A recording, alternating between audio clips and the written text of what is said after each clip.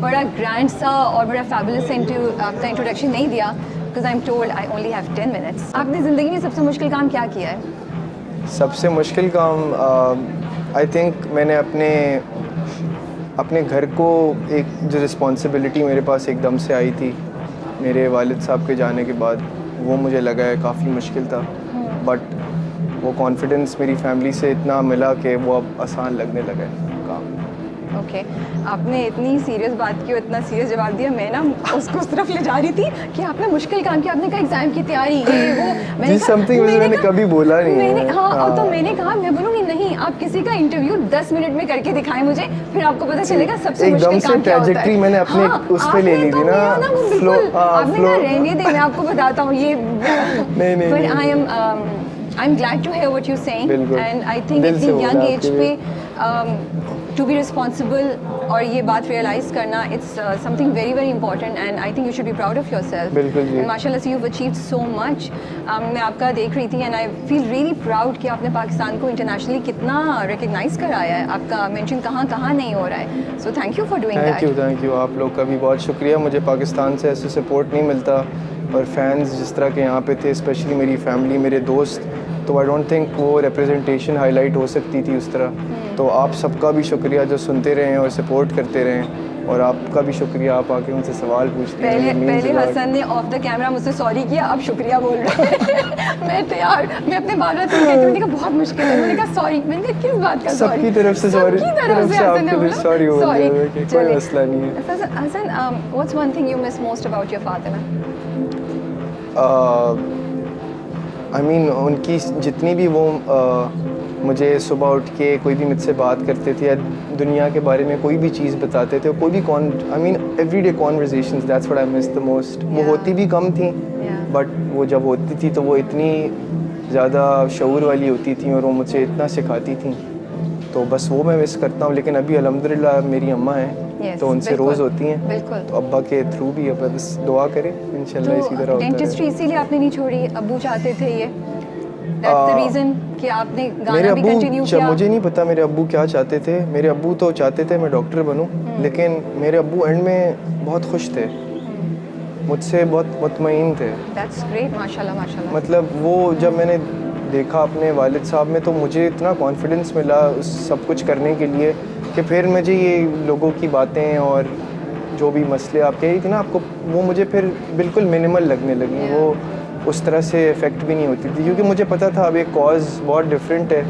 अब ऊपर की अल्लामा की दुआएं और ऊपर वाले का साथ है, तो उसी तरह हुआ है सब कुछ अल्हम्दुलिल्लाह। बट कभी टेम्पटेशन नहीं होती थी कि गाने मेरे इतने अच्छे जा रहे हैं, I am doing so well, मैं छोड़ दूँ? ये होता था कभी? ये पढ़ाई करते हुए कर रहा था ना, तो पेरेंट्स भी करने दे रहे थे, अब्बा भी सपोर्ट करते थे, ठीक है यार पास भी कर रहा है पेपर, एग्ज़ाम पास कर रहा है और गाने भी बना रहे हैं, और लोग 4-5 बच्चे आके नॉक करके बोलते थे कि फिट गाता है, तो अब्बा एकदम खुश हो जाते थे, प्राउड हो जाते थे। तो बस उससे फिर कभी रुका नहीं गया अल्हम्दुलिल्लाह। और एक सपोर्ट, ये बीडीएस की BBS MBBS आपने देखे मुझे कंफ्यूज कर दिया।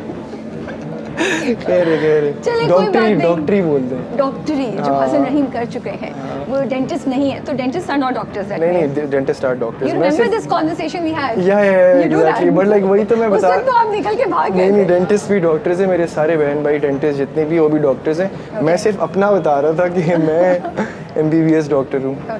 अच्छा टेल मी, पहला कॉन्सर्ट जब किया उसकी कोई मेमोरी याद है आपको? 14 लोग थे, उसमें से 13 मेरे दोस्त थे। That must have been a huge success. They were all like Hasan.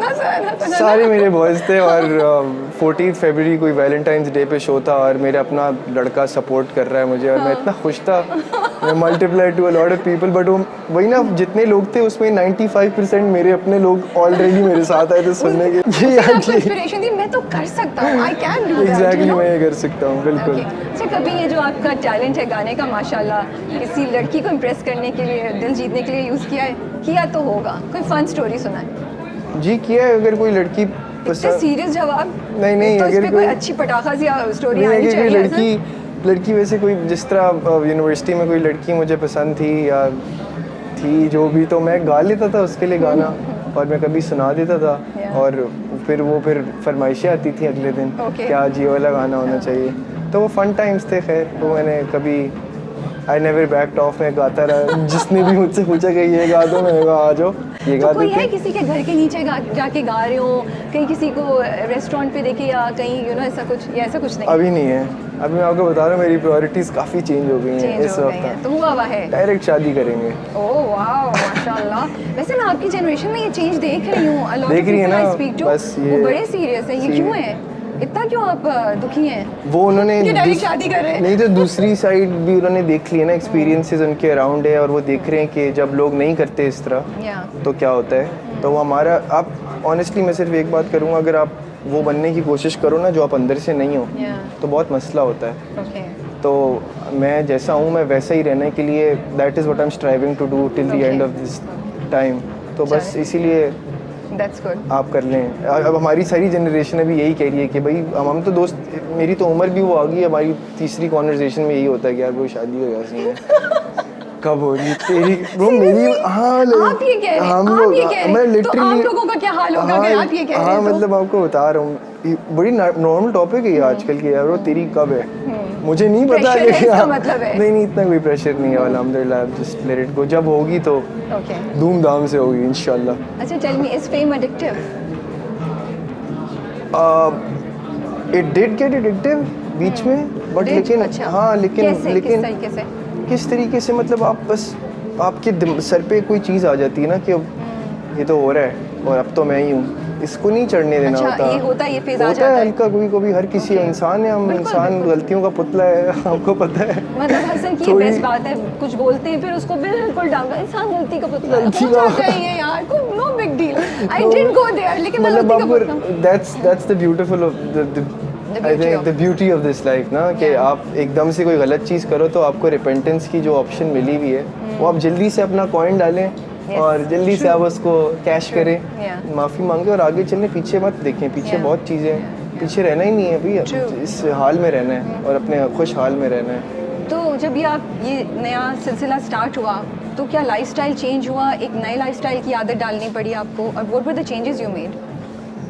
Changes मैं मतलब मुझे अच्छी तरह बड़ा चेंज होना पड़ा। मैं पहले बड़ा गंदा, मतलब I don't used to take care my things, मैं अपने सामान नहीं लगता था, वो एक नीटनेस आई मेरे अंदर, क्योंकि अब मैं कुछ बन गया हूँ तो मुझे ठीक होना होगा। प्रेशर ज़्यादा था पहले, मतलब मैं बिल्कुल अपनी चीज़ें इधर उधर छोड़ देता था, फिर मैं अम्मा की हेल्प करने लगा, अम्मा के साथ। अभी अम्मा मेरी हेल्प करती हैं, जिस तरह आउटफिट्स मेरे पैक करती हैं तो मैं बताता हूँ ये मैंने पहनना है, अम्मा कहती है ये वाला कलर नहीं जा रहा है, मैं होता हूँ तो मतलब एक उस तरह से I have this good relationship with the mummy, तो बड़ा मज़ा आता है। तो अभी बस अच्छी तरह चेंज हुई, आदतें बड़ी अल्हम्दुलिल्लाह, दैट इज़ वाई मुझे करने का दिल चाह रहा है ना, इसीलिए तो मैं एल्बम निकाल रहा हूँ। So ये आपकी जो एल्बम है, इसका नाम what is it based on? Why नौटंकी? नौटंकी जी, and it's very different from Juna and you know exactly थोड़ी प्रोग्रेशन है, एक्सपेरिमेंटल एल्बम है, बहुत अच्छी है। मुझे आप लोग को जो समझ आ रहा है इस एल्बम से, आप लोग उसी तरह इस एल्बम को अपनी तरफ लेना, क्योंकि मैं आप लोग की इंटरप्रिटेशन ख़राब ही नहीं करना चाहता। मेरे लिए ये एल्बम एक बहुत अलग चीज़ है, मैं इतनी बार सुन चुका हूँ इसको, और आप पहली 2-3 बारियों में सुन के अगर आपको अच्छी लग रही है तो ये मेरे लिए सबसे बड़ी बात होगी, और अगर नहीं लग रही तो बार बार सुनते रहें, कुछ ना कुछ आपको इसके अंदर से मिल जाएगा। But as a collective if I talk about it, it's just all the experiences जो मैंने आगे पीछे देखे हैं, जो मेरे जिन लोगों से मैं मिला हूँ, जिस तरह से मिला हूँ, और change basically as a person नहीं, as like a feeling. We humans, I feel like change को हम बहुत पसंद करते हैं, वी आइदर हेट इट और we love it, there is no middle. सही है, तो मतलब उस चेंज के बारे में मैं बहुत लिखता हूँ, और मेरी फीलिंग्स में जो चेंजेस आती हैं, तो ये बस जिस टाइम मैं जिस तरह फील कर रहा था उस टाइम मैंने वो गाना निकाला and decided to put it in the album, और एक अलग अलग मूड मिलेगा आपको इसमें से, और आपको और मज़ा आएगा। So I look at the poster, ये पोस्टर एल्बम का, एंड आई वंडर क्रिएटिविटी में किसी भी बाउंड्री को क्रॉस कर जाते हैं।